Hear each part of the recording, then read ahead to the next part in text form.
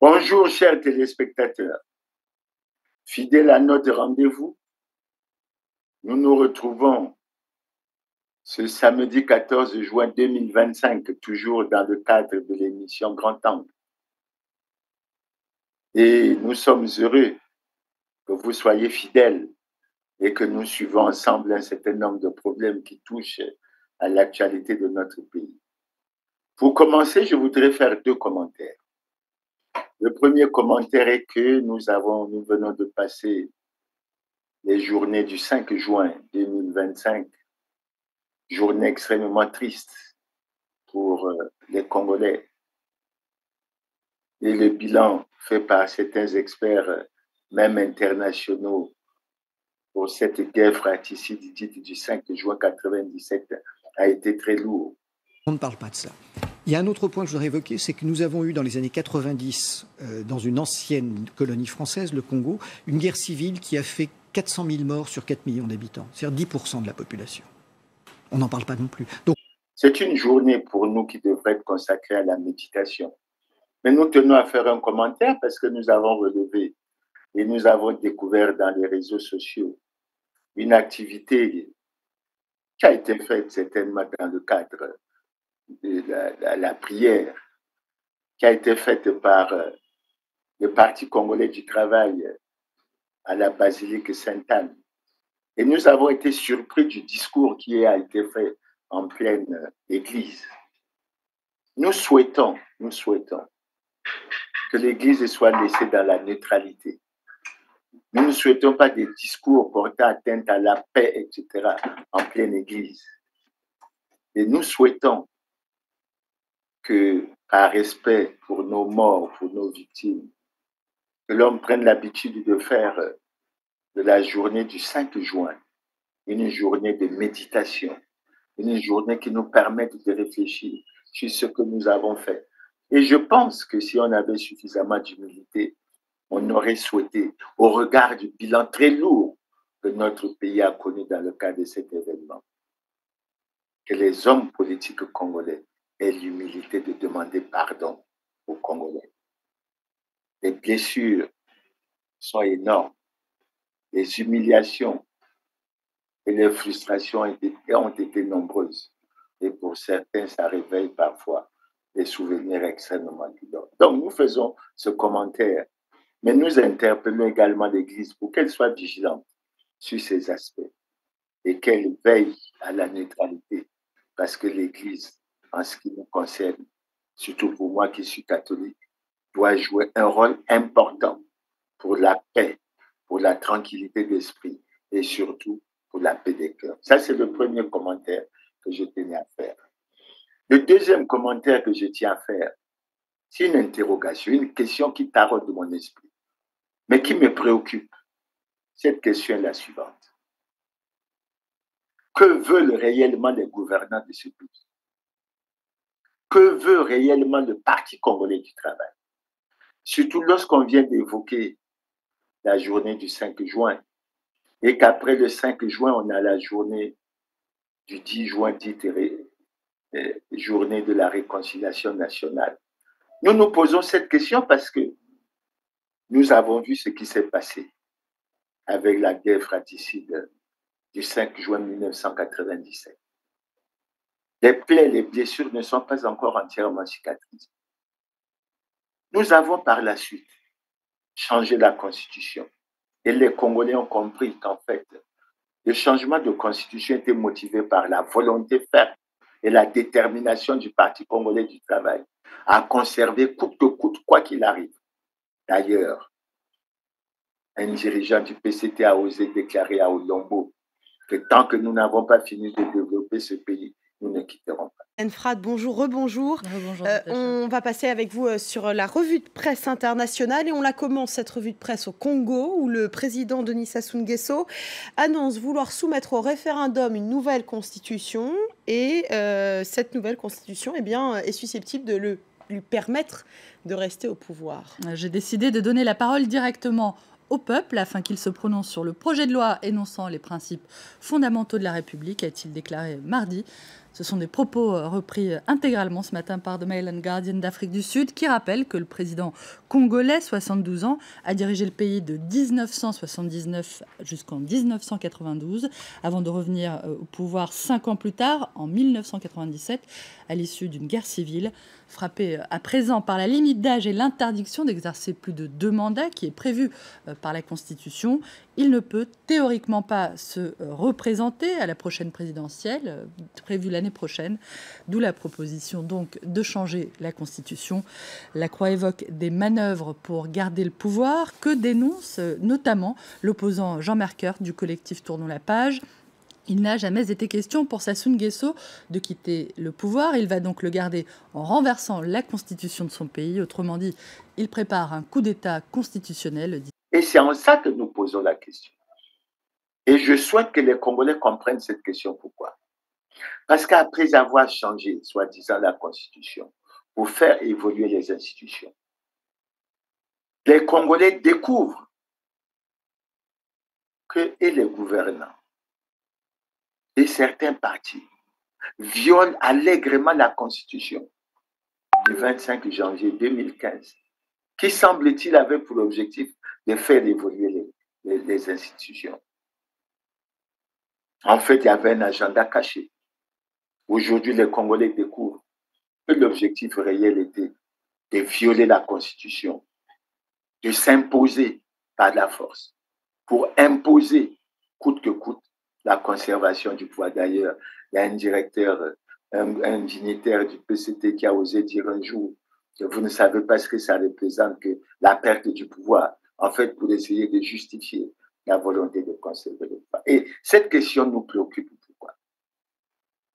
Parce que nous n'avons de cesse de dire que le PCT n'est pas en conformité avec la loi. Et nous en avons donné la démonstration.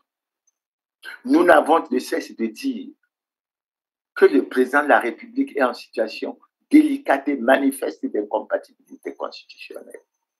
Et s'agissant du président de la République, nous avons relevé entre autres 2 faits extrêmement importants.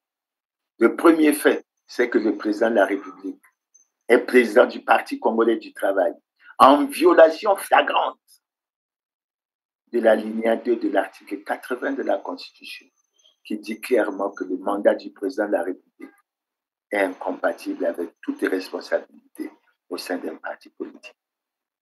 Le deuxième aspect que nous abordons, c'est que relevant cela, nous constatons, tant pour l'opinion nationale qu'internationale, que le président de la République a violé le serment qu'il a prêté devant la nation et le peuple congolais, de respecter et de faire respecter la Constitution. Et je pourrais même ajouter de garantir la paix et la justice à tous. Pendant longtemps, le climat de terreur qui a été instauré dans le pays ne permettait pas aux voix de s'élever. Mais maintenant, les Congolais le savent. Maintenant, l'opinion nationale et internationale le sait. Et lorsqu'on se réfère à nos textes, notamment la loi 20-2017 du 12 mai 2017, le Parti congolais du travail doit être sanctionné. Et pourquoi il ne l'est pas? Certainement parce que le ministre de l'Intérieur est membre du bureau politique du Parti congolais du travail et que le président de la République est président du Parti congolais du travail.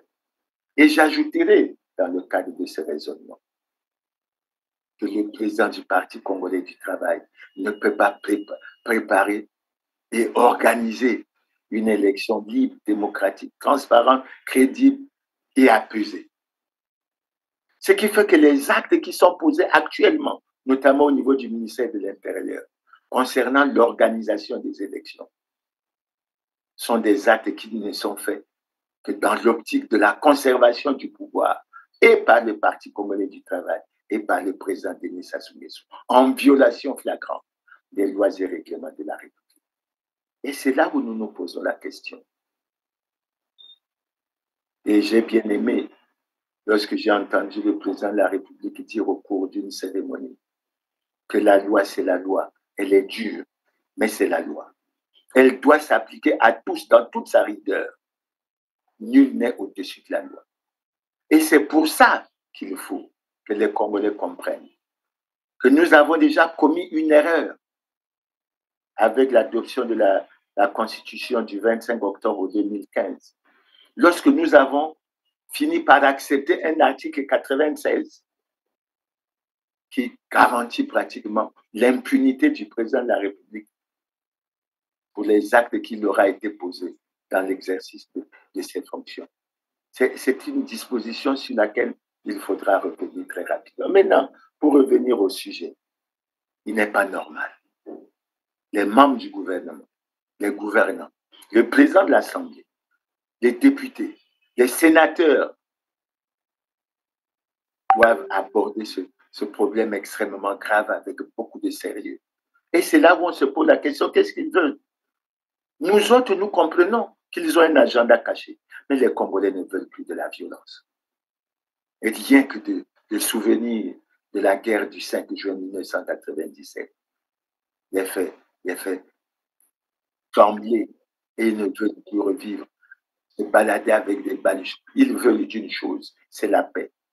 Mais je pose la question aux dignitaires du Parti congolais du travail. Peut-on vouloir être des apôtres de la paix et en même temps ne pas respecter les lois et règlements de la République? Peut-on penser que le président de la République, qui est président du Parti congolais du travail, peut préparer sérieusement une élection libre, démocratique et transparente, pour qu'on arrive comme en 92 où Milongo, qui était Premier ministre et qui a organisé l'élection, n'a pas été au deuxième tour, n'a pas... Non, je crois qu'il faut qu'on regarde. C'est pour ça que nous reviendrons assez régulièrement et nous disons aux décideurs que ce qui se passe au Congo n'est pas normal. Le Congo ne peut pas avoir joué le rôle dans les médiations internationales et se retrouver lui-même dans l'incapacité de respecter même ses propres textes, surtout la loi fondamentale. C'est en ça que j'attire l'attention et je redis encore une fois aux dirigeants que les Congolais veulent de la paix. Ils veulent qu'une élection soit préparée dans des conditions extrêmement transparentes, sans agenda caché. Déjà, vous savez que le fait d'avoir décalé le vote des militaires du vote des civils, c'était déjà une démarche qui allait vers le sens de la tricherie, de la fraude. Et ce sont des choses qui devraient être fondamentalement revues. Donc, voilà au niveau de la question qui taraude mon esprit. Mais je rappelle aux Congolais qui ne le savent peut-être pas qu'aujourd'hui, le Parti congolais du travail n'est pas en conformité avec la loi. Aujourd'hui, le président de la République n'est pas en conformité avec la loi. Il est en situation délicate et manifeste d'incompatibilité constitutionnelle. Et ce qui nous fait rire, c'est que dans les arrondissements, etc., lorsqu'on approche des responsables, on nous interpelle souvent pour dire que vous n'êtes pas en conformité. Mais voyons ce qu'on doit faire. Le PCT doit être sanctionné. Les nominations qui sont faites avec des militants, les membres du comité central du PCT, dans le seul objectif de conserver le pouvoir. Mais lorsqu'on fait la politique, l'objectif, ce n'est pas la conservation du pouvoir, c'est l'amélioration des conditions de vie. Et le PCT a prouvé à l'opinion tant nationale qu'internationale qu'il a été incapable. Bien au contraire, il a choisi la voie de l'anticonstitutionnalité. Il a choisi la voie de la protection des responsables des scandaleux crimes économiques et financiers. Il a choisi la voie de la violation des lois et règlements de la République. Et ça, à notre avis, il faut que cette question soit regardée fondamentalement. Donc, après avoir fait ce rappel, sur lequel nous reviendrons assez souvent, nous voulons passer à la thématique de ce jour, que nous avons intitulé ainsi que suit: Nécessité et urgence de gérer les affaires de l'État dans la transparence. Pourquoi nous le disons? Mais parce que les informations que nous avons recueillies après la dernière quinzaine organisée par le porte-parole du gouvernement, le ministre Thierry Léza-Mongala, a permis en fait la relance du débat sur les accords qui ont été signés entre le Congo et le Rwanda. Et je dis d'entrée de jeu qu'il a voulu divertir la population en osant déclarer que le dossier des terres est clos. Non. Monsieur Thierry Leza-Mongala, il y a des intellectuels au Congo, il y a des cadres, il y a des hommes politiques. Ne pensez pas que le Parti congolais du travail avancera toujours comme il a avancé. Il faut qu'il s'arrête. Il faut qu'il s'arrête. Et on va essayer d'aborder cette question pour y apporter la lumière et que les Congolais comprennent. Alors, j'ai bien retenu que le ministre Thierry Mongala a dit que tout ça, le ministre Pierre Mabiala a resté à régler la question, qu'il a informé les partenaires, etc. Mais à la suite de ça, j'ai suivi Alphonse Ndongo dans ses chroniques, qui lui a abordé la question sous l'angle de la résiliation du contrat du bail amphithéotique qui avait été signé entre le Congo et le Rwanda, et qui, malgré tout, a noté quelque chose qui nous a interpellés en disant que les Rwandais ont marqué leur étonnement à apprendre qu'il y avait résiliation de ce contrat. Ce qui veut dire qu'entre le Congo et le Rwanda, c'est toujours deux discours opposés. Et quand on pose la question, qui du Congo et du Rwanda ment, il n'y a jamais de réponse. Et c'est ça qui est dangereux. C'est ça qui est fondamental. Maintenant, pour aborder cette question au niveau des terres, je souhaite d'abord, au premier point, faire le rappel. Le rappel que je veux faire aux téléspectateurs est le suivant. En 2021 et en 2022, le Congo a signé 15 accords avec le Rwanda. Dernier jour ce mercredi du voyage du chef de l'État rwandais au Congo. Une visite de 72 heures au cours de laquelle Paul Kagame, dont la dernière venue remontait à 2016, a rencontré son homologue congolais. Les deux dirigeants ont convenu de plusieurs accords de coopération touchant divers domaines, 8 au total, couvrant notamment les mines et la formation qualifiante, mais aussi les secteurs culturels et sportifs, sans oublier l'agriculture. Sur ce dernier point, Kigali et Brazzaville ont notamment signé une convention des terres arables pour la culture maraîchère et établi 2 mémorandums d'entente. Après avoir estimé que le niveau des relations économiques entre les deux pays ne reflétait pas l'étendue et la profondeur des engagements pris en 2010 et 2011, les dirigeants rwandais et congolais ont invité leurs gouvernements respectifs à s'employer rapidement à l'élaboration de plans d'action en vue d'exécuter sans délai les accords déjà signés. Les deux chefs d'État se sont enfin accordés sur l'élargissement et l'approfondissement du champ de coopération entre leurs pays au profit des citoyens. Plus largement, Paul Kagame a dit vouloir renforcer les relations avec les pays d'Afrique centrale, non seulement dans le domaine de l'économie, mais également dans celui de la lutte contre l'insécurité. Et il faut signaler que le Rwanda est un pays de 26 338 km² avec pratiquement 14 millions d'habitants. Une densité au kilomètre carré de 532 habitants au kilomètre carré. Et nous savons, et nous nous en sommes rendus compte, que le Rwanda convoite les terres congolaises. Le Congo qui a 342 000 km² pour 6 millions d'habitants. Donc, en fait, une densité avoisinant les 17 ou 18 habitants au kilomètre carré.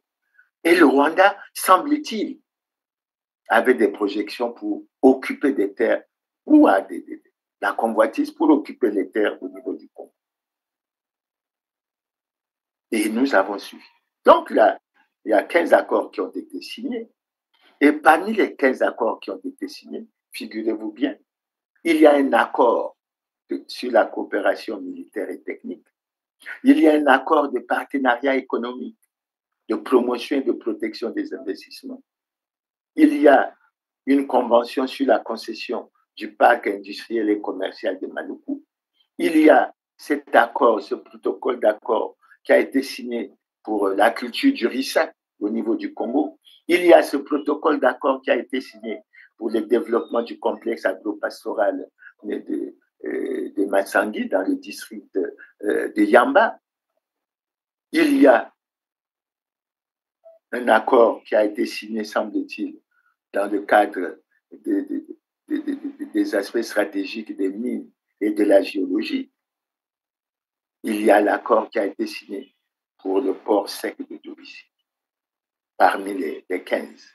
Mais je signale et je note déjà que les accords, que ce soit l'accord sur la coopération militaire, que ce soit l'accord cadre sur le partenariat économique, n'ont jamais été ratifiés par le Parlement. Pourquoi c'est très important? Mais parce que l'article 217 n'ont jamais reçu plutôt l'autorisation du Parlement, parce que l'article 217 de la Constitution dit quoi? Il dit clairement que le président de la République négocie, signe et ratifie les traités et les accords internationaux. La ratification n'intervient qu'après l'autorisation du Parlement. Mais posons-nous la question. Cet accord militaire a été signé en 2021. L'accord de partenariat économique a été signé en 2022. Pourquoi jusque-là, ils n'ont pas reçu l'autorisation? Mais ça illustre clairement que dans ces affaires, il y a des agendas cachés. Surtout lorsqu'après nous avons vécu ce qui s'est passé à l'est de la République démocratique du Congo, cette agression du Rwanda à l'endroit de la République démocratique du Congo. Donc, il y a ces accords qui ont été signés. Mais une fois que ces accords ont été signés, il fallait qu'ils rentrent en application. Maintenant, ce qui s'est passé, au-delà, je dispense des affaires, des aspects des terres que je vais aborder plus tard. Ce qui s'est passé, c'est quoi? Mais les Congolais se sont rendus compte qu'ils ont été floués et que ces accords ont soulevé un tollé général. D'autant que le gouvernement n'a pas été capable de répondre à un certain nombre de questions fondamentales qui lui ont été posées. J'en prends par exemple une. Comment expliquer que les sites choisis pour ces fameux sites des Rwandais, excusez-moi la répétition, ne l'ont été que dans la partie sud du pays? Bonjour et bienvenue à la grande édition de la télévision. Nous sommes le 30 mars dernier. Un reportage de la télévision rwandaise crée une panique au Congo. Le Congo-Brazzaville a offert au Rwanda des terres plus grandes que la ville de Kigali pour être exploitée. Les journalistes racontent comment les Rwandais vont prendre possession et exploiter des terres au Congo pour leurs activités agricoles. Deux terrains qui appartiennent désormais au Rwanda avec une superficie combinée de 980 km². Nous avons fait une étude de faisabilité et ce projet est désormais en cours. Mais il ne fait aucun doute que le marché est une véritable potentialité. Des terres offertes au Rwanda, l'affaire fait grand bruit, inquiète fortement les populations, notamment celles des départements cités, Poul, Bwenza, Kwilu, Nyari. Qui ne couvrent que 160 000 km² sur les 342 000 km² de notre pays, mais qui en plus sont des sites stratégiques, non loin des zones stratégiques, notamment des frontières, tant avec la République démocratique du Congo qu'avec l'Angola. Cette question n'a jamais trouvé de réponse. Une autre réponse qui s'est posée, trouvait-on normal que les terres congolaises puissent être utilisées pour procurer au Rwanda les moyens financiers qui lui permettent de continuer la guerre et de perpétrer les massacres dans l'est de la République du Congo? Plusieurs autres questions ont été posées. Je ne vais pas encore m'étaler là-dessus, mais s'il y a un débat, nous serons prêts à y revenir. Et lorsque les Congolais ont examiné cette situation, ils sont arrivés à une conclusion simple. Et quand je parle des Congolais, c'est les Congolais tant de l'intérieur que de l'extérieur. La conclusion est simple. Non à la vente des terres. Non à la cession des terres, sous quelque forme que ce soit au Rwanda. Oui à l'annulation pure et simple de tous ces accords. Et c'est là que j'insiste déjà d'entrée de jeu, avant d'entrer dans les détails, à l'endroit du ministre Thierry Mungala et de son gouvernement et de tous les gouvernants. Il ne faut pas aller dans la diversion pour dire que le dossier est terminé. Ce que les Congolais veulent, c'est l'annulation pure et simple de tous les accords. Figurez-vous que nous ne sommes pas très heureux lorsqu'on apprend que dans le cadre des mines et de la géologie, que les Rwandais exploitent la mine de Kangamichopo. Est-ce que c'est sérieux ça? Est-ce que c'est sérieux? Nous disons non. Est-ce que c'est sérieux que les Congolais puissent entendre dire que les Rwandais ont 4 permis de recherche minière? C'est quoi cette histoire? Et nous avons toujours dit, et nous le redirons toujours, qu'il y a un agenda caché. Déjà, l'accord militaire le prouve suffisamment. Et nous avons vécu les faits.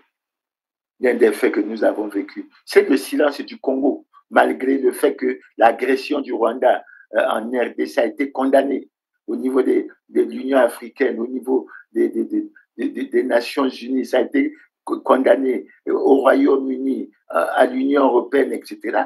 Mais le Congo s'est terré dans un silence complet, n'a même pas osé diffuser la plupart de ces images sur notre chaîne de télévision nationale. Et c'est extrêmement préoccupant.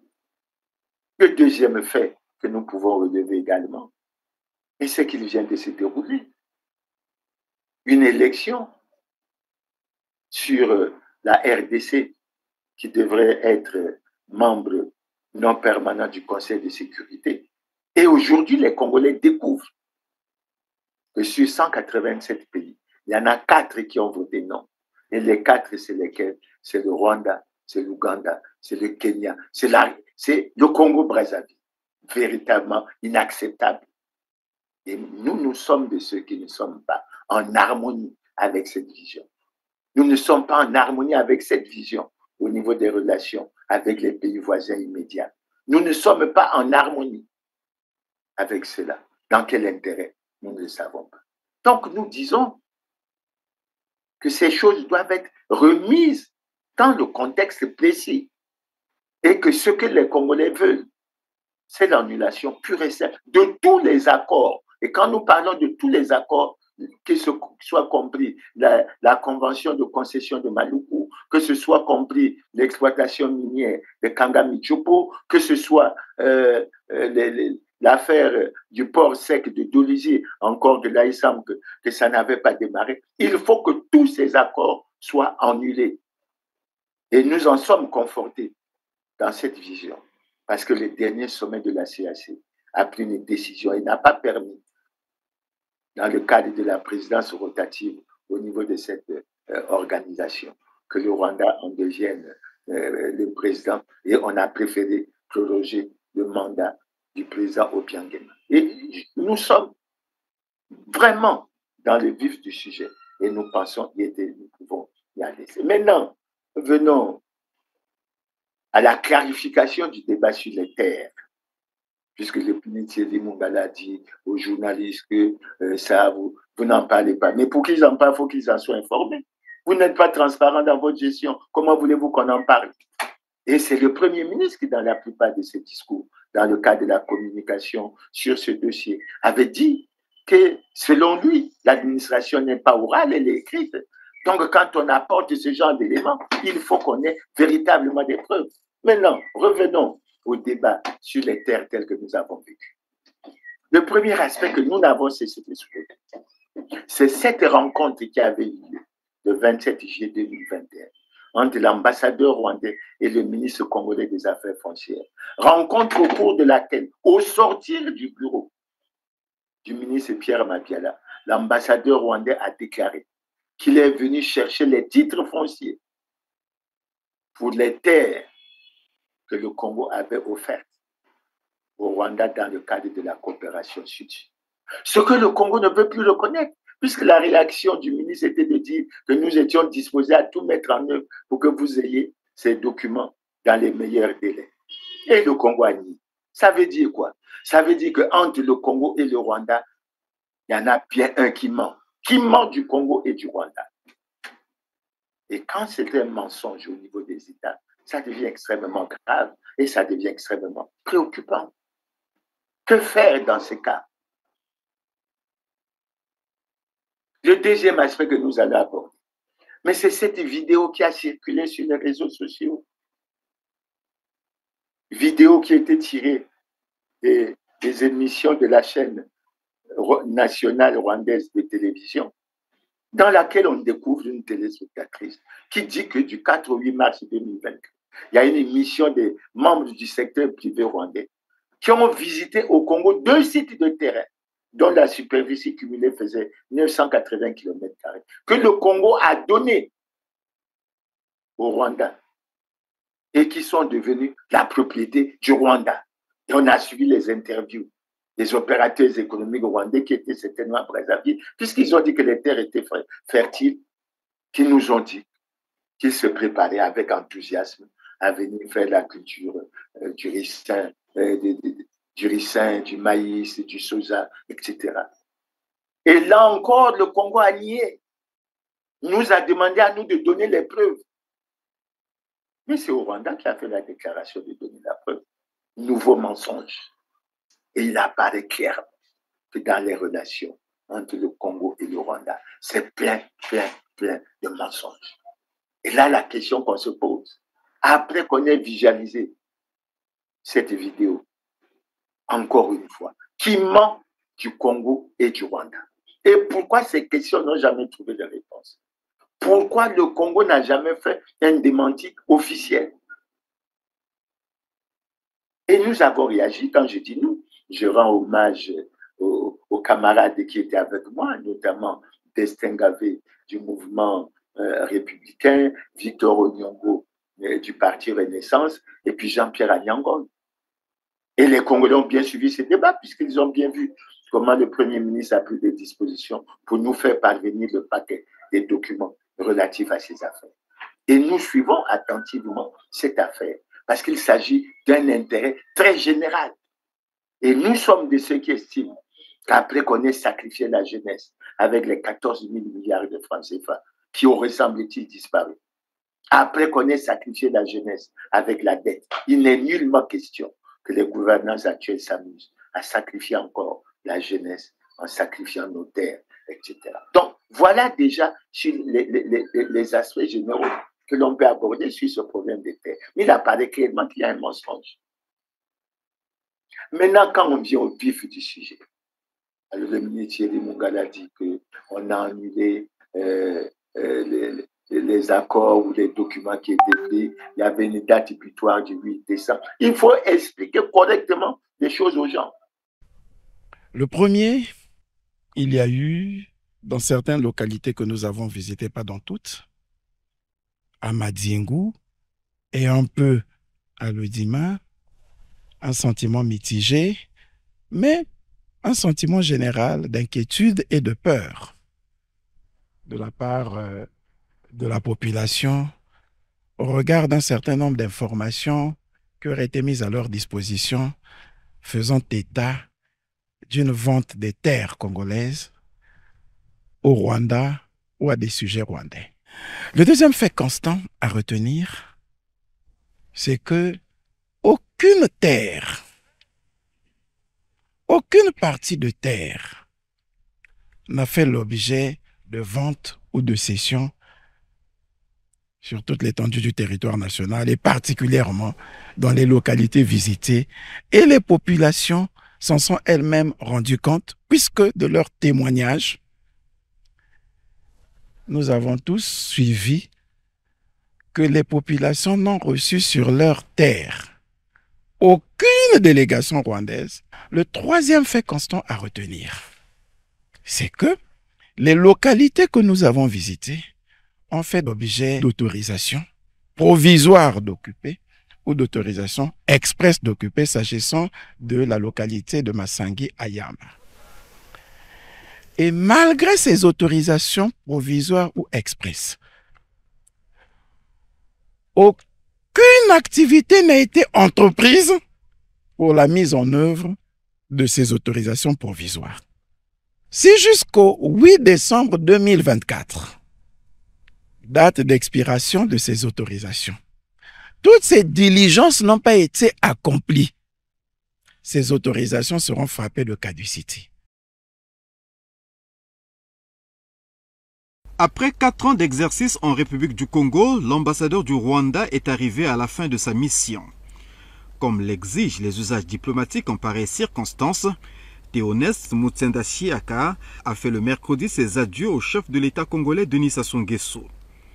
L'occasion a permis au diplomate rwandais de faire le bilan de son passage en terre congolaise et partant de la coopération entre Kigali et Brazzaville. Pendant les 4 ans, les relations entre le Rwanda et le Congo sont vraiment excellentes. On a mis beaucoup d'efforts sur la diplomatie économique. On a parlé spécialement de 2 projets. de 2 projets qui sont en train d'être exécutés ici au Congo. Le parc industriel et commercial d'Omaruku. Je lui ai dit que ça avance très rapidement et que d'ici peu, il y aura des produits fabriqués ici au Congo, made in Congo, par la société de droit congolaise avec des capitaux rwandais, Mesfield. On a parlé aussi d'un projet très important pour le Congo qui va produire beaucoup d'emplois, le projet de la culture de ricin pour faire l'huile de ricin et faire le biocarburant. C'est un projet que, encore une fois, Mesfield fait avec la société ENI. Nous allons commencer à cultiver d'ici peu à Obavir, dans la Bouenza, 3000 hectares, mais ça va continuer sur beaucoup d'hectares. Et nous allons aussi faire le ricin villageois, là où la population congolaise va cultiver le ricin. Expliquer correctement. Et pour les expliquer selon notre vision, je vais commencer par la partie qui intéresse la culture du ricin. Nous avons signé, semble-t-il, le Congo a signé, ce que nous n'apprécions pas, un accord pour la culture du ricin, qui est une culture extrêmement dangereuse, qui appauvrit d'ailleurs les sols. Et nous ne savions pas pourquoi le Rwanda était choisi sans appel d'offres, alors que le Rwanda ne fait pas partie du top 10 des pays agricoles africains. Et nous avons suivi. Et nous avons suivi lors de cette rencontre, de cette conférence de presse conjointe tenue par les présidents Paul Kagame et Denis Sassou Nguesso à Kigali. Le ministre Denis Sassou Nguesso, qui semble-t-il a été l'homme clé dans la mise en place de ces accords, essayez de nous donner quelques informations. Et c'est sur ces informations que nous allons essayer de faire notre développement. Je vous remercie. Monsieur le ministre Denis Christel Sassou Nguesso, on vous invite à prendre la parole. Excellence, Monsieur le Président de la République du Congo, Excellence, Monsieur le Président de la République du Rwanda, Mesdames et Messieurs les ministres, Mesdames et Messieurs les ambassadeurs, Mesdames et Messieurs, la coopération entre la République du Congo et la République du Rwanda est régie par l'accord cadre de coopération signé le 22 novembre 2011 à Kigali, lequel a institué la Grande Commission mixte de coopération qui compte à son actif 5 sessions. La dernière session a été tenue les 23 et 24 novembre 2021 par visioconférence. À ce jour, l'arsenal juridique qui sous-tend la coopération entre nos 2 pays est abondant et diversifié. Il compte 33 instruments juridiques, parmi lesquels 7 signés lors de la 5e session de la commission mixte et 8 conclus à l'occasion de la visite d'État de son Excellence M. Paul Kagame en République du Congo les 11 et 13 avril 2022. De tous ces accords, il importe de distinguer les accords de portée générale qui ont pour objet d'établir la coopération dans certains secteurs, des accords spécifiques qui portent sur la réalisation de projets bien précis. Il nous convient aujourd'hui de porter notre attention sur les accords qui constituent la réalisation de projets spécifiques.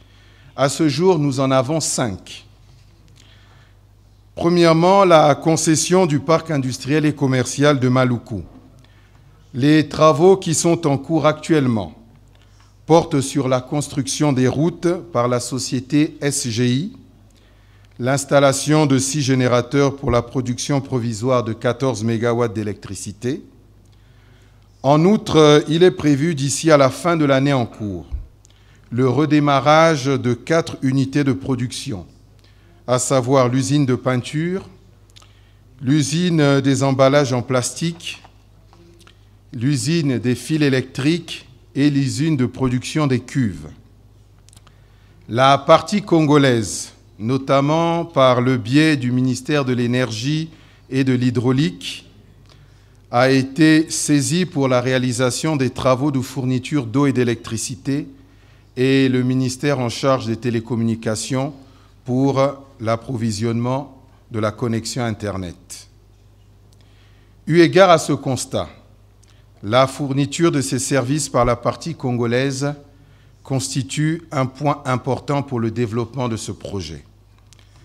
Deuxièmement, le projet relatif à la culture du ricin en République du Congo.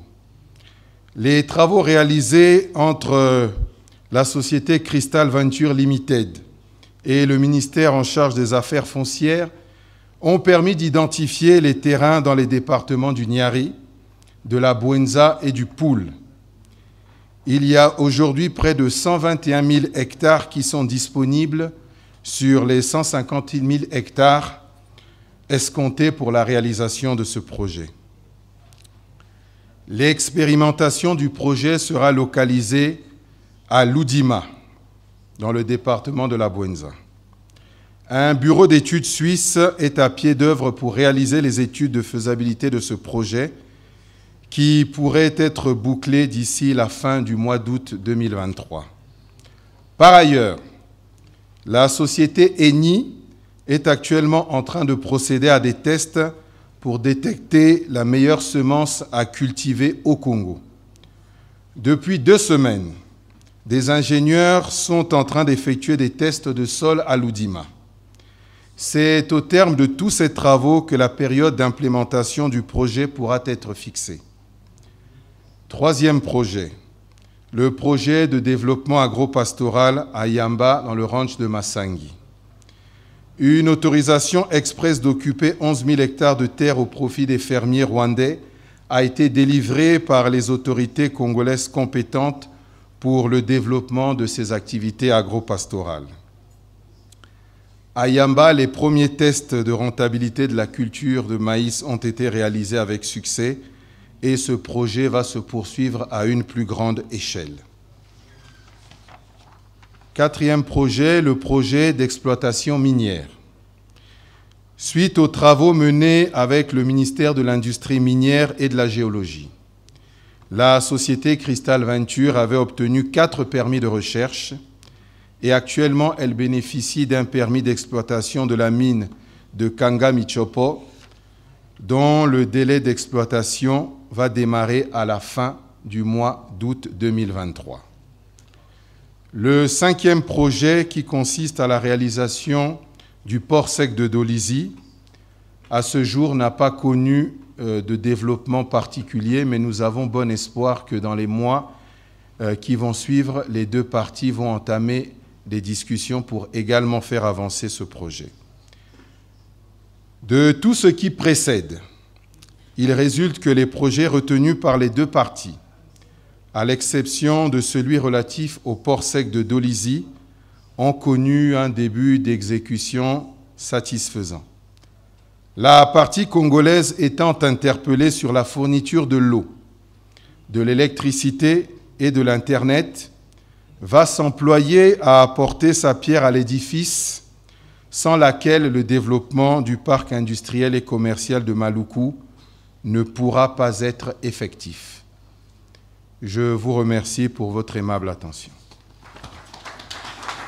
La première information, c'est que les autorités congolaises auraient déjà donné 121 000 hectares au Rwanda sur les 156 ou 158 000 qui étaient attendus pour la culture du ricin qui devait se faire avec Eni pour produire l'huile de ricin qui devrait permettre que le Congo produise des biocarburants. Mais lorsque le débat s'est envenimé au Congo, qu'est-ce qui s'est passé?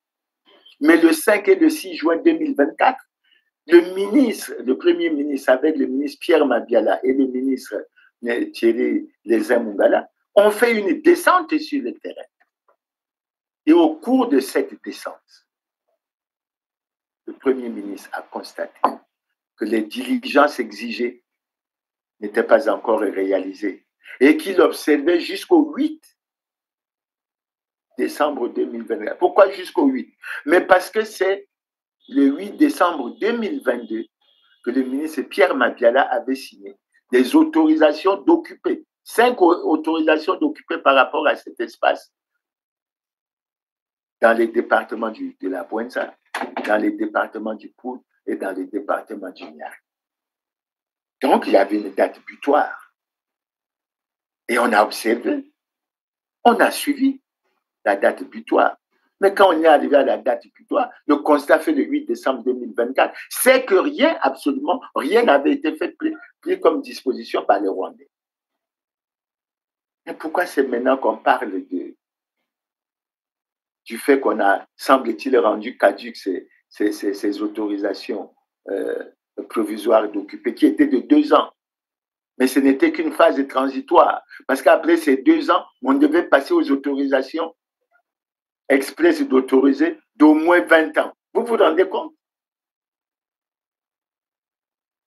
Alors, le 8 décembre donc, 2024, tous les Congolais s'attendaient à ce que la caducité soit déclarée.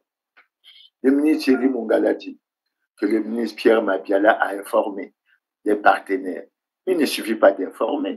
Le ministre Pierre Mabiala a pris des actes pour accorder ces autorisations. Et moi, j'ai sous mes yeux un acte qui a été, c'est l'acte 395, qui avait été pris. Mais il faut que ces actes, que les Congolais soient informés de ces actes. Ce sont des documents administratifs.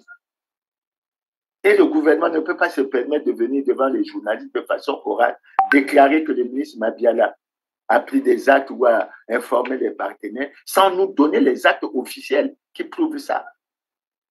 Pour offrir ces terres, il avait signé des actes, des autorisations provisoires d'occuper, mais il faut des textes également pour respecter le parallélisme des formes qui disent que ces autorisations ont été déclarées caduques. Nous, les Congolais, nous attendons ça. Pas la déclaration sur parole du ministre Pierre Mongala. Dans tous les cas, j'ai dans mon dossier ici un exemplaire de l'autorisation, d'une des autorisations provisoires d'occuper. C'est la 395 qui concernait un espace de plusieurs milliers d'hectares, de 151 323 hectares, je crois, et les tableaux, les coordonnées, tout ça sont donnés pour que l'autorisation d'occuper là. Maintenant, il faut un papier de la même forme qui dise que cette autorisation a été déclarée caduque. Donc, c'est dans ce cas. Alors, le Premier ministre fait donc la tournée le 5 et le 6 juin. Il constate, on attend le 8 décembre, mais administrativement, le 8 décembre, le constat doit être fait. Et depuis, les Congolais devraient être informés que ça a été déclaré caduque. Mais curieusement, lorsqu'on suit Alphonse Ndongo qui dit être informé de bonnes sources, les Rwandais sont étonnés de la décision qui est prise. Parce qu'il semble qu'ils n'en ont pas été informés. Mais c'est très grave. Ça ne fait que confirmer un fait. C'est qu'il y a un agenda caché dans cette affaire. Il y a un agenda caché dans l'affaire des accords entre le Rwanda et le Congo. Et il faut que les Congolais soient véritablement vigilants. Alors, quand je regarde le papier ici, puisque j'ai un tableau avec les données sur les autorisations qui avaient été accordées, il faut que les Congolais le sachent de façon pratique. Parce qu'il y avait une autorisation provisoire d'occuper de 2 ans à Madingu dans la Bouenza pour pratiquement 10 586 hectares. Il faut qu'à Madingu, qu'on sache que ça a été déclaré caduque et qu'on ne doit plus y trouver des Rwandais sur cet espace. Il y a là une deuxième autorisation d'occuper de 2 ans à Loudima, de 20 623 hectares.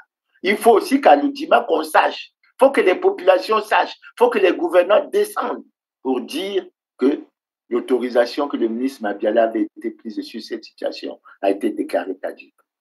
La troisième autorisation provisoire d'occuper de 2 ans était à Louvakou, dans le Niari, pour 38 018 hectares. Il faut aussi qu'à Makabana, qu'on sache Et cette autorisation provisoire d'occuper a été déclarée caduque. La quatrième autorisation était à Makabana pour 924 hectares. Il faut aussi qu'à Makabana, que les gens sachent que cette autorisation provisoire d'occuper a été déclarée caduque et que là où on pensait faire cultiver le ricin, il faut qu'on pense à autre chose. Je ne sais pas comment ça devrait pouvoir être organisé. Et la dernière autorisation provisoire de 2 ans, c'est à Kindamba, dans le Poul, 51 223 hectares. Il faut aussi que les populations... Donc, il faut que le gouvernement communique davantage sur ces questions et que nous allions de l'avant. Voilà un peu. Maintenant, le deuxième aspect que nous allons aborder, toujours sur cette question. Mais c'est le protocole qui est relatif au développement agro-pastoral du ranch de Matsangi, dans le district de Yamba. Et là aussi, les choses sont claires. Lorsque le Premier ministre fait la descente le 5 et le 6 juin 2024, mais le Premier ministre se rend compte d'une chose, c'est que Eleveco, qu'on présente comme semble-t-il un ensemble de fermiers rwandais qui devaient exploiter cet espace, mais n'a pas respecté les textes. Et le texte que l'Eveco n'a pas respecté, mais c'est le décret numéro 2022-258 du 18 mai 2022 qui autorisait, qui portait autorisation expresse d'occuper d'une réserve. Pourquoi l'Eveco n'a pas respecté les textes? Mais parce que l'article 4 de ce décret est clair. L'autorisation expresse d'occuper prend fin en cas de sous-location ou d'aliénation en tout ou partie de la propriété immobilière occupée. 5-6 juin, le Premier ministre s'en est rendu compte. Et pourquoi il n'a pas réagi? Pourquoi le gouvernement n'a pas réagi immédiatement? Puisque la disposition dans l'article est claire, c'est une cause immédiate de résiliation du contrat. Pourquoi c'est maintenant, pratiquement en juin 2025, que Thierry Mungala vient dire que ça a été résilié? Parce que là, c'est là qu'il s'agit de 12 000 hectares. Et d'après le compte rendu qui avait été fait par le ministre Denis Sassou Nguesso, on en avait obtenu, je crois qu'encore que 11 084 hectares. Donc, dès le 6 juin, lorsque le Premier ministre s'était rendu compte qu'il y avait violation du décret qui avait été pris à cet effet, parce qu'il y avait cas de sous-location par un compatriote congolais qui utilisait près d'une centaine de Congolais pour faire du maïs. Du coup, ce qu'on avait voulu attribuer aux Rwandais tombait. Alors comment Alphonse Ndongo peut nous donner l'information que les Rwandais sont surpris et ils sont étonnés de ce qui arrive parce qu'ils n'en ont pas été informés. Mais ce qui se passe au-delà de la position ferme prise par les Congolais, ce n'est rien d'autre que la prise de décision. Et quand on se rend compte que le gouvernement a pris tardivement des dispositions pour cela, c'est là où on se dit qu'il y a justement un agenda caché. Maintenant, le troisième aspect que nous allons aborder là, qui rend l'affaire un peu plus cocasse, c'est quoi? C'est que le 15 janvier 2025, le président de la République a reçu en audience M. Théonès Moti Ndachiaka, ambassadeur rwandais, qui est venu lui faire les adieux. Et au sortir de cette audience, l'ambassadeur rwandais déclare que la coopération économique entre le Congo et le Rwanda marche très bien, surtout dans 2 projets. Le projet de Maluku, parce que bientôt on va consommer des produits made in Congo, et l'autre projet, bon, il annonce que bientôt on va démarrer la culture du ricin à Madingu, précisément à Oubéville, sur 3000 hectares. Et là, on s'est posé la question. Mais il y a du flou dans les rapports entre le Congo et le Rwanda. Jusqu'au 8 décembre, ils n'ont pas respecté les diligences qui devaient être observées. Ça veut dire que on devait, plutôt je dis, on devait déclarer caduques les espaces qui étaient réservés pour le ricin. Et le 15 janvier, l'ambassadeur rwandais vient annoncer qu'ils vont démarrer et que le projet va créer beaucoup d'emplois pour les Congolais, etc. Non, on est perdu. Ça veut dire en fait qu'entre le Congo et le Rwanda, il y a un jeu, il y a un agenda caché. À moins qu'il y ait d'autres terres. Je ne sais pas si les Rwandais sont partis chercher les terres coutumières, etc. Mais même s'ils devaient chercher les terres coutumières, je crois que l'État devait intervenir pour les procédures qui devaient être amorcées. Donc, vous voyez bien qu'il y a une complexité. Donc, quand le ministre Thierry Mongala déclare aux journalistes que le dossier est terminé, le dossier n'est pas terminé. Il y a beaucoup d'agendas cachés dans ce dossier. Le dossier-là ne sera terminé que lorsque les gouvernants qui ont compris, et c'est ce que moi j'ai compris de la déclaration de Thierry Mongala, c'est que les gouvernants ont compris que les Congolais avaient raison, qu'ils ont dit non à la vente des terres, non à la cession des terres, oui à l'annulation pure et simple. Mais ce qu'il faut, c'est aller à l'annulation pure et simple de tous ces accords, comme ça on en parlera. Tel que c'est fait, il y a un certain flou artistique et il faut éviter qu'on rentre là-dedans et que les choses n'avancent pas si bien. Donc voilà l'éclairage que nous autres, nous voulons amener pour dire que Congolais ne baissaient pas les bras sur la situation des terres avec le Rwanda. Le Rwanda convoite les terres à travers le monde. Il a convoité les terres congolaises. C'est à nous de ne pas baisser les bras. Puisque nous avons compris que nos gouvernants étaient comme en harmonie avec les Rwandais et qu'ils ne voulaient pas appliquer. Mais maintenant que Thierry Mongala a dit que, en fait, ils se sont rendus compte que le peuple avait raison, il est bon que nous allions jusqu'au bout et que les choses soient fondamentalement réglées. Donc, c'est pour ça, et au vu de l'aspect important de ce que représente la terre, non seulement pour notre pays, parce que cette terre nous a été léguée par nos ancêtres, et nous devons y veiller pour la léguer dans de très bonnes conditions aux générations futures. C'est pour ça que nous devons être vigilants. Et nous souhaitons que les actes qui ont été pris, sinon les correspondances qui traduisent qu'il y a eu des relations entre les ministres chargés des Affaires foncières et les Rwandais, déjà pour mettre fin. Mais ce n'est pas fini. Il faut qu'on continue. Parce que, comme je vous ai dit d'entrée de jeu, la démarche entreprise par l'ambassadeur rwandais auprès du ministre Pierre Mabiala pour rechercher soi-disant des titres fonciers et la déclaration faite sur la télévision rwandaise comme quoi le Congo avait donné 980 km² au Rwanda, ces questions ne sont pas encore claires. Elles sont toujours dans le flou et tant qu'elles ne sont pas élucidées, nous devons rester vigilants et nous devons veiller à sauvegarder notre patrimoine. Voilà pour le premier point pour lequel nous exigeons la transparence, que nous essayons d'aller de l'avant et que les choses puissent être claires. Le deuxième point que nous abordons, nous avons parlé de la journée du 5 juin qui est une journée triste. Nous voulons parler de la journée du 10 juin, journée de la réconciliation. Et c'est là que fondamentalement, nous nous posons la question. Au Congo, devrait-on parler de la réconciliation nationale ou de l'hypocrisie nationale?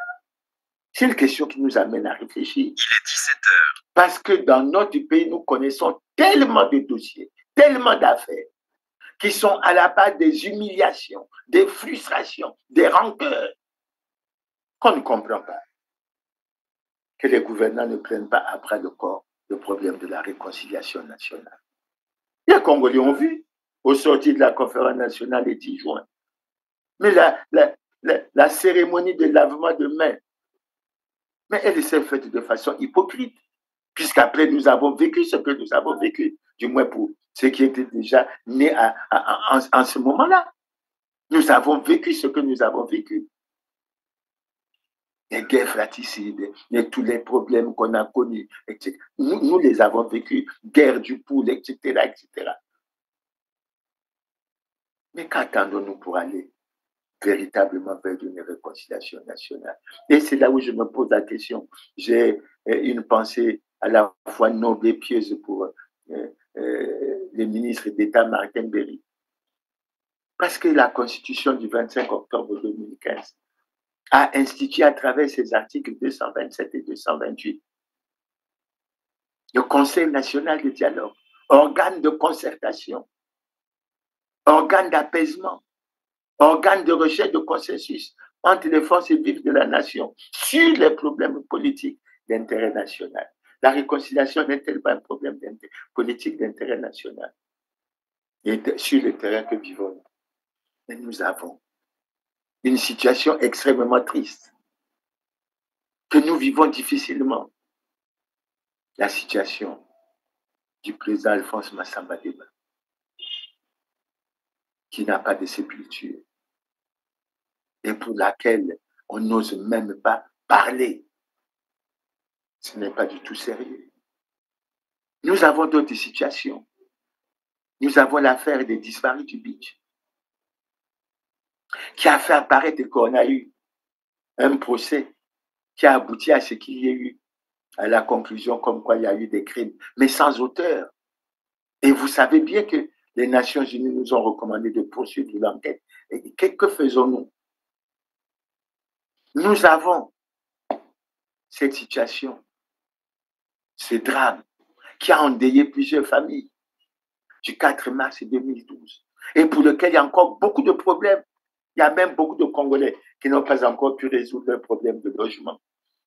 Il y a beaucoup de Congolais qui sont, dit-on, préoccupés par les problèmes de l'indemnité qui devait être versée. Il y a le problème des victimes des manifestations de 2015 et de 2016 contre le changement de la Constitution et relative à l'organisation de l'élection de 2026. Il y a plus récemment que plus près de nous, les dégâts causés par la guerre dite du Poul. La guerre dite du Poul. Il y a plus proche de nous d'autres problèmes. Le problème de la protection des responsables des scandales des crimes économiques et financiers qui ont plongé le pays dans le chaos actuel. Là, je ne cite que quelques exemples, mais vous savez bien qu'ils sont extrêmement nombreux et confirment le fait que nous avons besoin de réconciliation nationale. Mais aujourd'hui, j'ai choisi de parler d'un cas que je trouve particulier, un cas que je trouve spécifique. C'est le cas du général Jean-Marie Michel Mukoko. Parce que je vous rappelle, et ça va apparaître dans le développement que nous allons faire, 14 juin 2016, il est convoqué à la direction générale de la surveillance du territoire et il a été incarcéré. 16 juin 2016, il est déféré à la maison d'arrêt. Et regardez, 16 juin 2016, 16 juin 2025, regardez ce que ça fait. Le poids que cela fait. C'est pour ça que j'étais à évoquer un peu sommairement le cas du général Jean-Marie Michel Mukoko et peut-être à travers ce cas, la situation des autres prisonniers politiques. Évidemment, je ne dirai pas beaucoup de choses sur le général Jean-Marie Michel Mukoko, sa carrière, etc. Il y a tellement de choses à dire. Je commencerai par la journée du 9 février 2016, lorsqu'il prend la décision de rentrer de Bangui, après avoir intervenu sur les médias internationaux pour dire qu'il venait pour être candidat à l'élection présidentielle. Il est caillassé avec ses partisans à l'aéroport. Caillassé avec ses partisans à l'aéroport. Ça n'a jamais donné lieu à la moindre enquête. Et pourtant, nous savons, après plusieurs dispositions de notre Constitution, que tout citoyen a droit à la protection de l'État. Ça n'a pas été le cas. Le 16 février 2016, il annonce sa candidature. Et qu'est-ce qui se produit?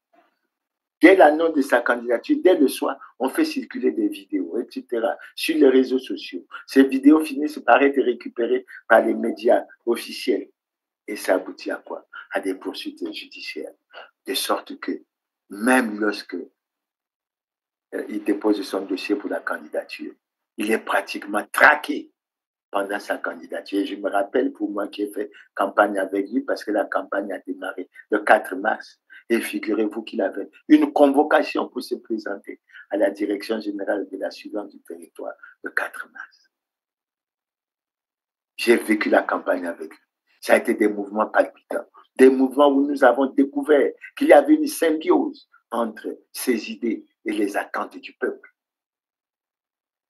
Et d'homme politique que je suis, je n'ai jamais vu un rassemblement aussi grandiose que celui que j'ai vu à la place Lumumba, au niveau de Pointe-Noire, lorsque nous sommes arrivés pour faire le meeting au niveau de... Et les résultats, je ne les commande pas, vous les connaissez. Je prendrai un exemple pour les résultats officiels. Vous savez qu'au niveau de Pointe-Noire, selon les résultats officiels, Jean-Marie Michel Moukoko avait plus de 100 000 voix, alors que le président Denis Sassou Nguesso, qui était candidat, avait autour de 30 000 voix. Donc, pratiquement, je prends cet exemple parce que ça fait près de 70 000 voix d'écart. Résultat donné par les services officiels. Donc, vous voyez qu'il y avait un engouement. Donc, après ça, il y a eu les résultats qui ont été proclamés. Le général Jean-Marie Michel Moukoko n'a jamais reconnu ces résultats.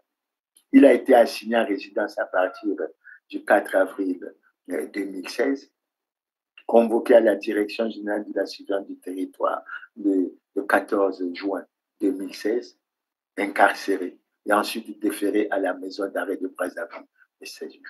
C'est pour ça que nous avons une idée toute particulière, à la fois noble, à la fois pieuse, pour Jean-Marie Michel Moukoko, pour lequel les Congolais doivent le tenir, qu'il subit ce qu'il subit, à cause de l'amour qu'il a pour le Congo, à cause de la volonté manifeste qu'il a exprimée d'aller et de tout mettre en œuvre pour la restauration de la démocratie au Congo, pour essayer de sortir le Congo de la situation dramatique dans laquelle il s'est trouvé déjà en 2016.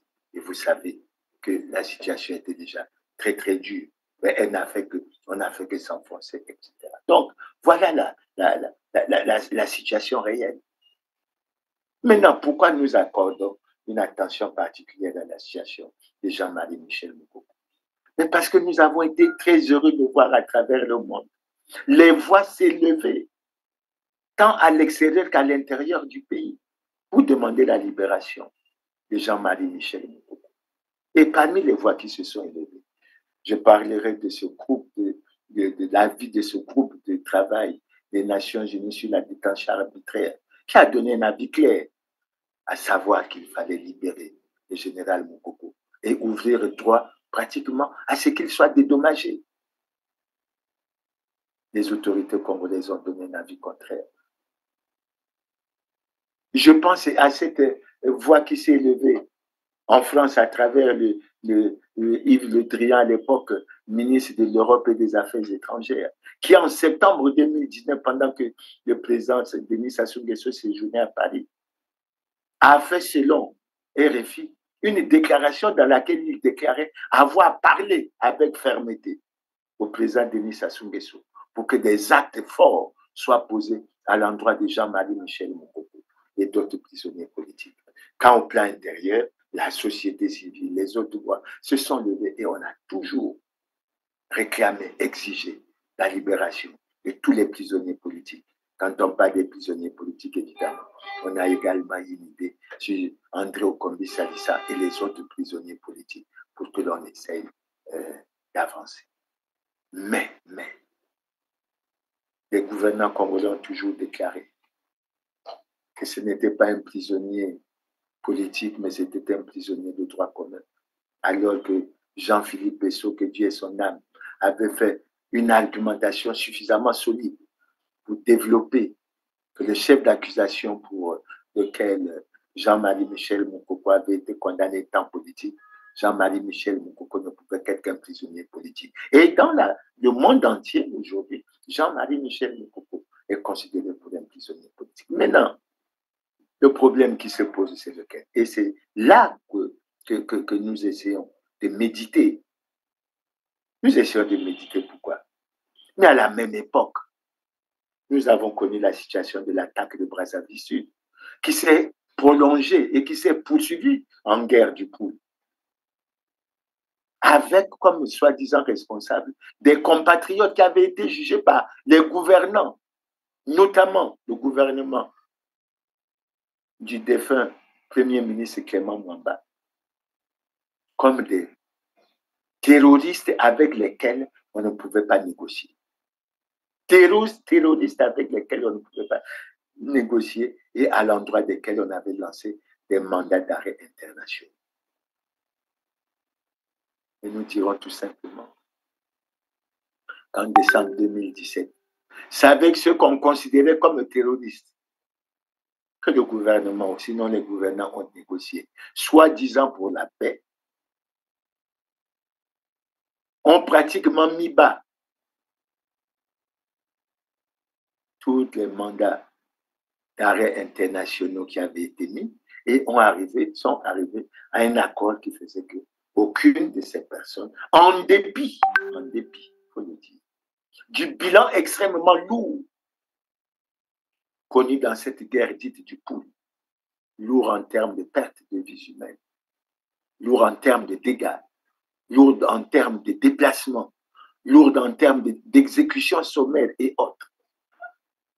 On s'est posé la question, pourquoi 2 poids 2 mesures? Pourquoi 2 poids 2 mesures? Est-ce que c'est sérieux?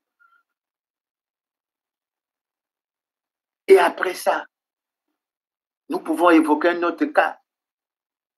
Pendant que Jean-Marie Michel Moukoko croupit il va bientôt rentrer dans sa 10e année de prison, les responsables des scandaleux crimes économiques et financiers qui ont plongé le Congo dans le chaos et les Congolais dans la misère et dans la souffrance ne sont nullement inquiétés. Ils se promènent tranquillement. C'est comme ça qu'on peut apprendre qu'un Congolais a dans les paradis fiscaux une fortune de 2 000 milliards de francs CFA. Et les gouvernants, l'État, les institutions, que ce soit le Parlement, que ce soit le Sénat, ne cherchent même pas à comprendre. Ils se réjouissent plutôt de ce que les Congolais soient dans la misère, dans la souffrance, et qu'ils croupissent avec une situation que tout le monde connaît. Une vie chère, pas de courant, pas d'électricité, des érosions, pas de route, l'école dans un état de délabrement, la santé. Que cherche-t-on? Et voilà ceux qui devraient être considérés comme des prisonniers de droit commun, mais qui sont protégés par les gouvernants, mais qui ont choisi de faire souffrir un certain nombre de personnalités politiques, dont le principal reproche qu'on peut leur faire, c'est de s'être levé à un moment donné pour dire, lèvons-nous pour apporter notre contribution, parce qu'on ne peut pas accepter que ce pays s'enfonce. Mais dans le dernier cas, et qui nous préoccupe, ce sont ces révélations faites par un panafricaniste, un citoyen angolais, Laurent Sokoko, qui dans plusieurs vidéos a déclaré que le Congo était victime d'un complot international qui visait l'assassinat du président de la République. Après que nous ayons connu le 18 mars 1977 l'assassinat du président Marien Ngouabi. Là encore, on est surpris. C'est parti d'une vidéo. Mais absolument rien ne bouge au niveau des gouvernants. Rien ne bouge au niveau des institutions. C'est le calme plat, le silence plat. Qu'est-ce que cela veut dire? Qu'il y a au Congo des Congolais qui peuvent se permettre de voler, de détourner de l'argent public, de rechercher à donner la mort et de faire tout ce qu'ils veulent. On est complètement silencieux et on n'a absolument rien à dire. Est-ce que c'est normal que l'on puisse se retrouver dans cette situation? C'est pour ça que pour terminer sur cette partie, je dirais tout simplement, c'est triste, c'est véritablement dommage. Mais il faut qu'au niveau des gouvernants, au niveau des acteurs politiques, au niveau de la société civile, on sorte de la vision de confusion entre réconciliation nationale et hypocrisie nationale. Nous ne développerons pas sérieusement le pays si nous ne réglons pas fondamentalement ces questions. Et il est extrêmement urgent que nous les réglions. C'est pour ça que nous attirons l'attention. Maintenant, ce que j'ai évoqué sur le président Massamba Débat, tout ça, mais ça doit arrêter. L'attention des hommes politiques, l'attention des dirigeants. C'est intolérable, c'est inacceptable. Intolérable et inacceptable.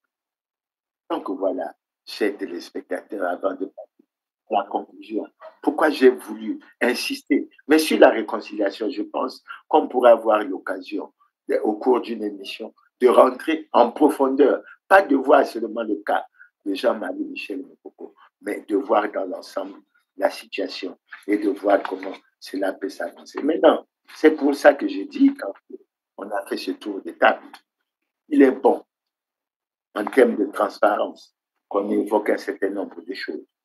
Et parmi les choses que nous tenons à évoquer,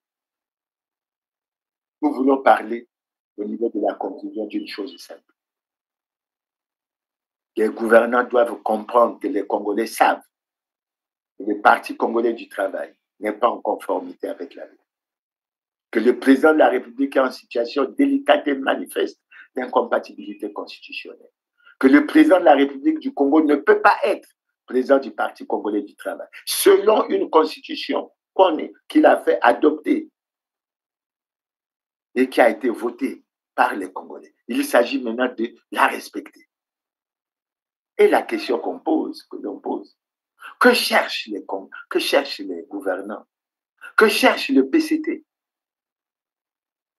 Aujourd'hui se promène à travers tout le pays. Et quand les autres veulent se promener, on leur dit ils n'ont pas de récépissé, ils n'ont pas ceci, etc. Et c'est là que j'interpelle le ministre Boulay pour dire que déjà dans l'arrêté 13205 du 21 octobre 2020, il a déclaré le Parti congolais du travail et plusieurs autres partis conformes à la loi alors qu'ils ne le sont pas.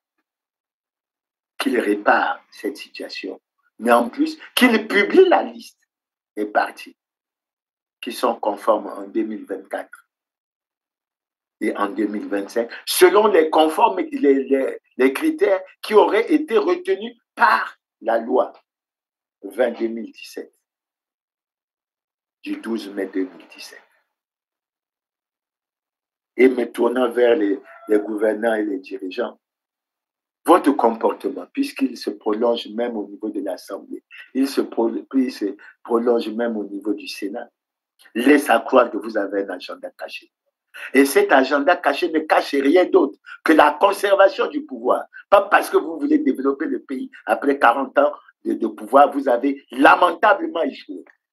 Et vous avez donné la preuve que vous ne pourrez plus jamais réussir. Pourquoi avez-vous choisi de faire souffrir les Congolais?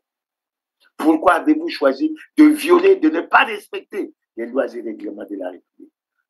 Alors que vous ne cessez de dire que la loi est dure, mais c'est la loi. Elle doit s'appliquer dans toute sa rigueur. Et nul n'est au-dessus de la loi. Ça veut dire quoi? Que le Parti congolais du travail n'est pas au-dessus de la loi. Que le président Denis Sassou Nguesso n'est pas au-dessus de la loi. Et pour cela, j'invite chacun à se référer à l'article 50 de la Constitution qui dit clairement que chaque citoyen a le devoir de se conformer à la Constitution et aux lois et règlements de la République. Maintenant, pour terminer sur ce crime, je dirais tout simplement, les gouvernants doivent savoir que les Congolais qui sont plongés dans la misère et dans la souffrance, ils sont fatigués. Ils veulent au moins qu'une chose leur soit garantie, c'est la paix.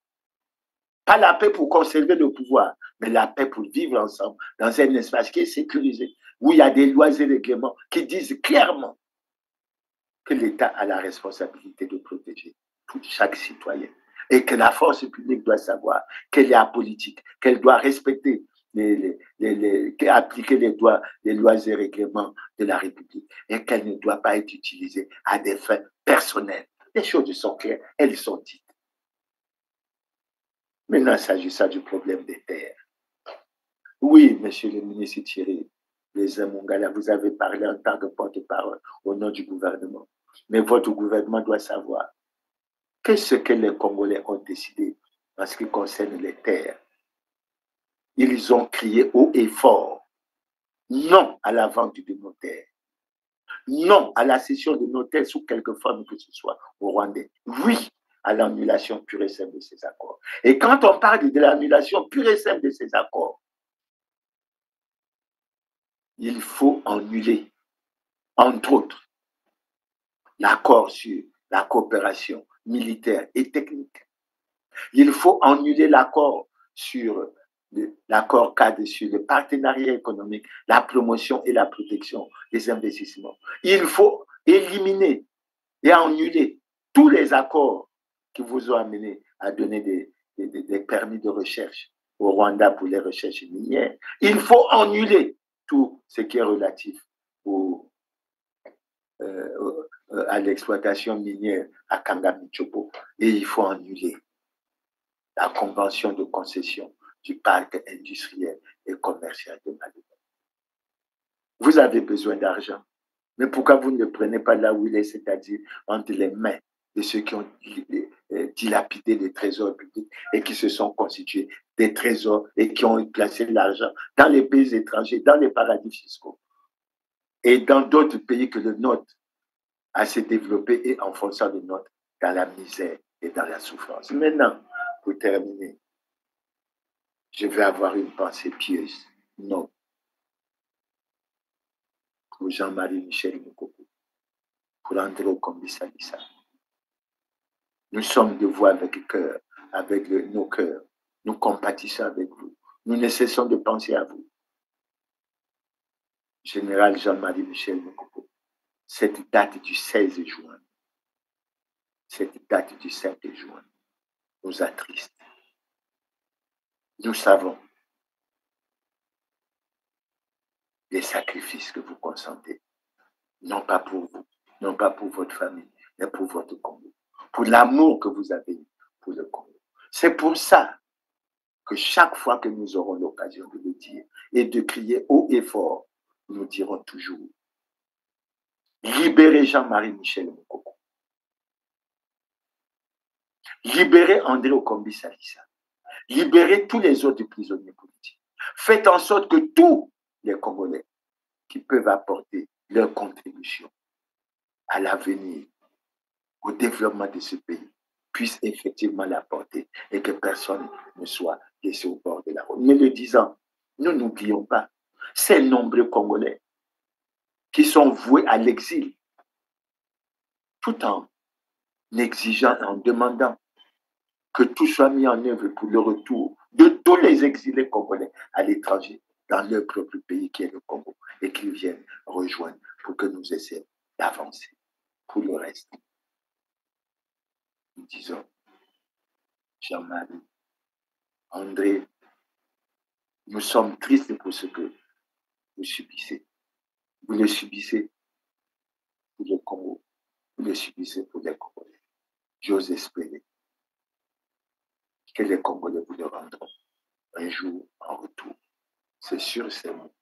Je termine notre émission de ce jour en vous donnant rendez-vous pour le samedi prochain. Je crois que ça sera le samedi 21 juin. Et j'ose espérer que nous aurons un thème qui va nous permettre d'avancer et d'aller plus loin. Merci beaucoup pour votre attention. Merci et à bientôt.